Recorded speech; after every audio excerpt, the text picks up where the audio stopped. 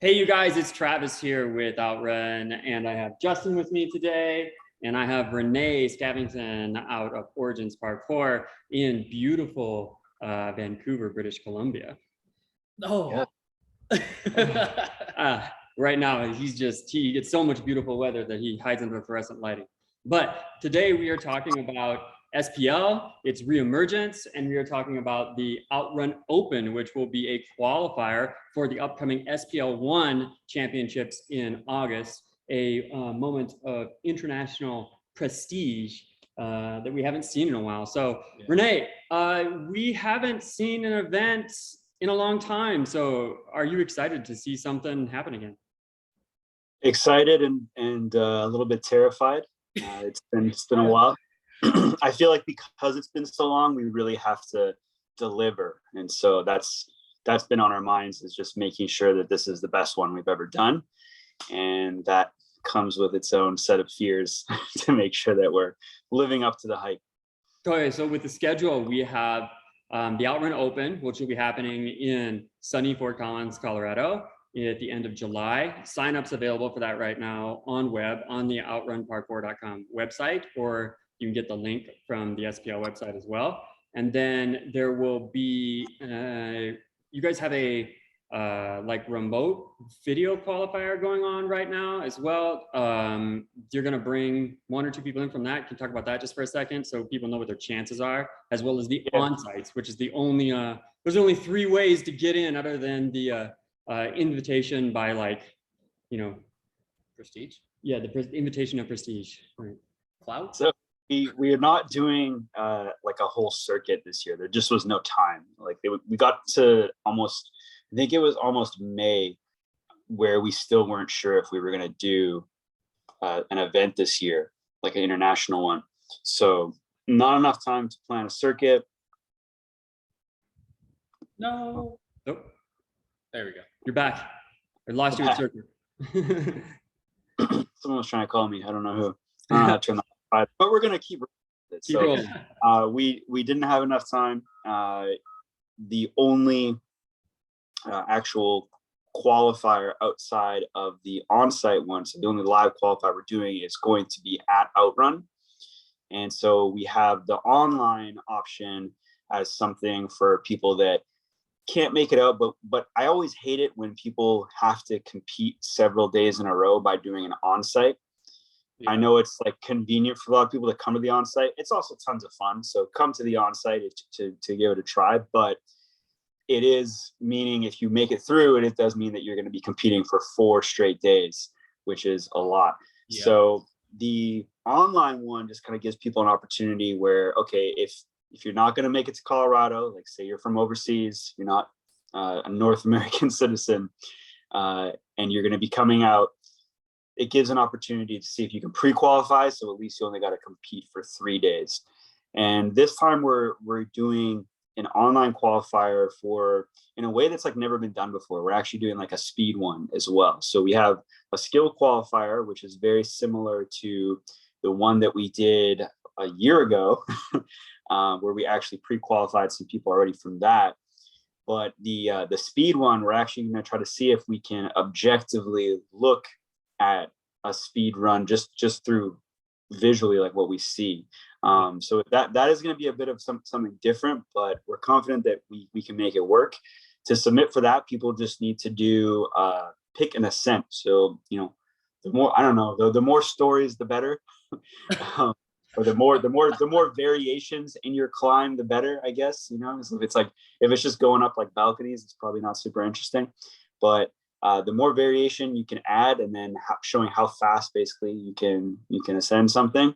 Then we have precision strides, which, you know, can be interpreted some various different ways, but basically we're just trying to see if people can actually run and jump and stride on walls and railings, things that we like to put into our speed courses. And then for style, we're going a bit different. Personally, I've seen way too many style lines and videos. So we want to see a combo. We want to see like a quick 2-move hit of something unique, a banger, if you will. And that will the one that is the one that bangs the most is the one we're going to choose for the online style qualifier. Nice. That's a That's super cool. cool way of doing it. Yeah. Yeah. Online's so tough, but it's great to give people the opportunity to do it. So that brings up the point. We're going to have skill, speed, and style events. You will be able to qualify. You have an option to qualify online. You have an option to qualify at Outrun, and you have an option to qualify at on-sites. Now, do we have any rough idea of like what the likelihood, if someone's trying to build a strategy around that, what do you think the best likelihood is for qualifying at this point? Because some invitations are out for some athletes, but there's plenty of spots to bring on people who are going to perform in these qualifiers as well. So what do you think the best strategy is? I do think some people are trying to go the route of all three methods of qualifying, because that does conveniently work for some people. So if they can make it to Outrun for that qualifier, but before that even starts, we're doing the online, and the online is probably going to be one of the hardest ones to get through. So I think that the online is the one that you make a submission for and just put it out there and cross your fingers. And then you show up to Outrun, and hopefully that's your time to shine. But if not, then also we have the on-sites on top of it. I would say the on-sites are going to be most likely the most stacked, because that's when, as I said before, international competition comes in. So the Outrun is really a better opportunity for, I'd say, not the easiest entry, but maybe the least diverse amount of competitors, because it is likely going to be mostly North Americans showing up. Yeah, there's a regional component to that. There's access. For sure. If you've got to come to North America twice, plus if you're gonna, if you go to qualifiers and you're gonna watch it anyway, you've got that crowd too. They're spectating but trying to get in, and worst case scenario, they get to see it. So talk a little bit about there was a shift, right, in the name. So this is going to be called SPL 1, right? Mm-hmm. So tell us about that shift and the reasoning behind it. Yeah, the big name and branding headache that we've run through. So we called this thing NAPC, North American Parkour Championships, way back. And the goal with that was we just wanted to have like a generic title, because we felt like we were really doing a competition that was for parkour. We were trying to do the best we could to reflect the sport and not have like 90-second long style runs that have plagued the Red Bull competitions for years, right? We just wanted to do something that was different, was a little bit more true to how parkour is practiced. And so we tried to design a competition around that, and we started inviting people. We just started inviting people that we'd met at other jams and stuff like that. And slowly but surely, it just turned out, okay, I think we actually have like the best teams in North America showing up for this thing. And we're sick and tired of like WF, World Freerunning and Parkour Federation, like these names just being snatched up, right, by folks that don't generally represent parkour. And so we're like, we're going to do that. We're going to be the ones that snatch up the generic title. We call it North American Parkour Championships. And some people actually didn't like it the first year. And then after the first year, it caught on, and then it just became the initials, NEPC, rolls off the tongue nicely, sticks in people's minds, and it gets mentioned all the time now. But the problem with it is that the competition quickly became not just the North American competitions. By the time we hit like year 4, year 5, we were seeing like an entire British podium and no longer North American podium. How do you what is it if you're from Colorado? Is it Colorado? Colorado. Yeah. Really? Colorado. Yeah. No, that's just with the accent. It's Coloradoans. But if you have the accent, it's Coloradans. You just start. So in the early years, we actually had a lot of Coloradan podiums. Yeah. But then that quickly changed to British podiums, and then other countries got and places got their athletes in there. So we've wanted for a while to make it just represent a more international competition in the title. We tried throwing like the Origins name in there, but really also this year, because we're doing so many pre-qualified athletes, so we have like a roster of athletes that are pre-qualified to come out. Some of them based on previous competition experience, some of them just based on their draw to bring more attention to the event so that it also boosts the other athletes. And so because of that, it really just felt like a time to use the name that we've had the whole time, and name that the event. It's something we've been kind of thinking about before. And so this event is going to be SPL 1.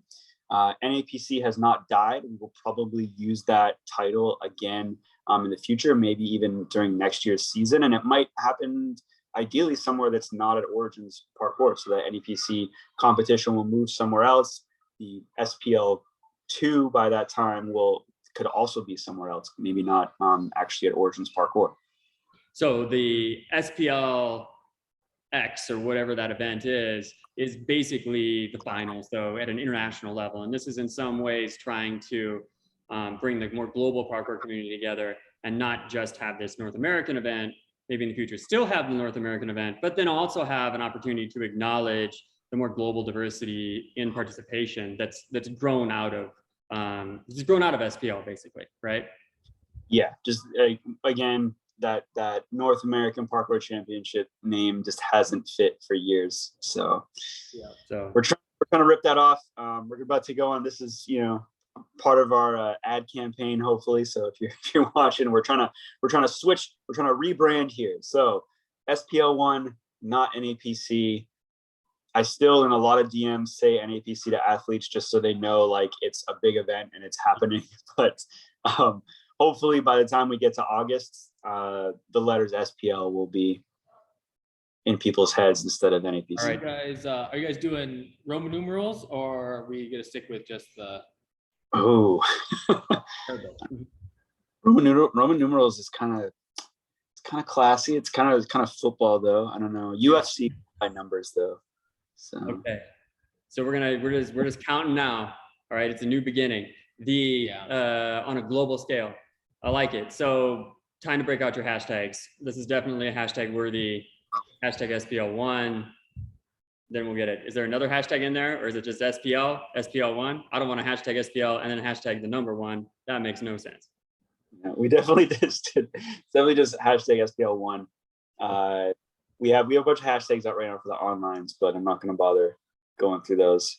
All right, sounds good. Well, let's talk a little bit about why we're at Outrun. So a year ago, actually this last month in June, we built our Mark IV location, which is our 4th physical location. Before that, we were an Apex gym. And in this creative project, we moved to Outrun and created our little Outrun arena. It was a creative exercise that the co-founders and staff were involved in. So Jesse and Justin Clark and myself, Travis Lee, we built this puppy with blood, sweat, tears, and leveraged all of any assets we could come up with. It is from the ground up, actually below ground, because we have an in-ground airbag for a stunt pit. From below ground up, bespoke parkour gym, and we own it. So hopefully it's not going anywhere. We'd be the ones to kick ourselves out. So we have this excellent creative experiment with our ideas and our branding energy and all the fun stuff that we wanted to do, and then brought our student base with it. And now we have this spot to share. So we're trying to get awesome events and align with parkour people who are completely into parkour. Our facility focuses on parkour. We don't have other programs. It's parkour. So that's why we love to align with you guys. And we've had a long-standing relationship with you and the local athletes in Colorado. But the design is unique and interesting. We worked with an architect out of Copenhagen. Many of you guys know him, Mikael Ricard. Mikael's last name I struggle with. Sorry, our last names are bad right now. Our last names are bad. We'll just keep Lee. That's not hard. Yeah, I got Clark. People still mess it up. They say V. Really? I think because I have a V in my first name. Travis V, they say. Anyway, moving forward. So Justin, we worked with Mikael. We came up with our own ideas. We had some crazy designs, changed up colors, tried to do stuff different. What can athletes expect when they touch down at Outrun?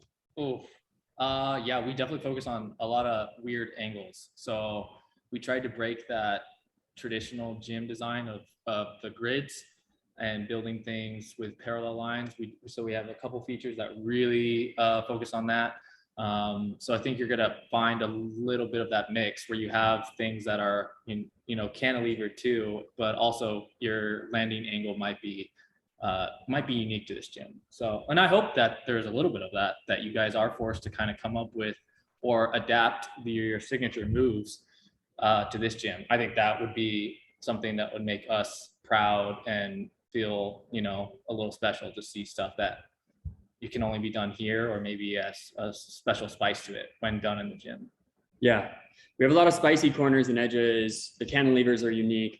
A lot of the framing was done out of steel. So if you looked at the place before we framed everything up with wood, you would just see this massive steel, like mech warrior lying down skeleton.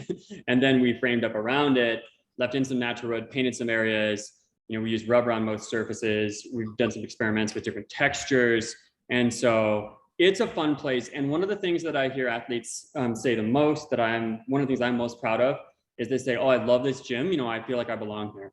Like when parkour people or parkourists, I love that term. I'm adopting it. I'm all sold on it. Come to a place. Oftentimes we feel like it's not for us and we're just occupying it. But when you come here, you really get the vibe that this is for parkour people. So please don't break it. Also, a lot of the different designs have a really cool, like, you know, our little Outrun cyber vibe. So we've got some cool lights that we've got on. Place is painted black. At night, it's a really fun place to hang out and vibe in. And so, yeah, that's some stuff we're really proud about and happy to show. We've done a couple comps already. So we are fresh and ready for another big comp. We ran a couple of our own comps so far, some regional ones. And then we did a comp affiliated with a USPK, where we had some finals up here for the region and the state. And we had some heavy hitters in here running around on stuff and just having a really good time. And that really turned out as well. So some people, it is athlete tested, it is athlete approved, and it's an enjoyable spot to train. If you can come, even if you can't do the event, do the jam if you aren't going to compete.